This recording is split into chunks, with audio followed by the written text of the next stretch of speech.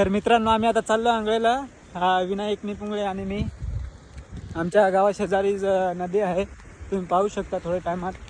खूप दिवसांनी आज चाललो आहे आंघोळी करायला नदीवर.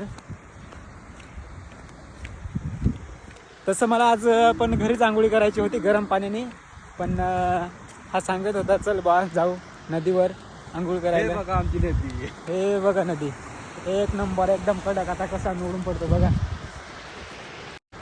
तर मित्रांनो आता फारच मजा येणार आहे. 5 दिवसातून म्हणजे कितीतरी 1 वर्ष सांगितलं तरी चालेल. नदीला आंघोळ कधी केली नाही.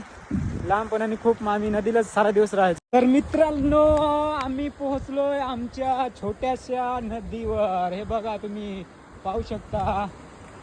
हा आमचा बघा बंधू, छोटा बंधू आता कसा उडी मारतो बघा. टनकन टनकन. चल बरं बघू उडी मार. अरे वा एक नंबर.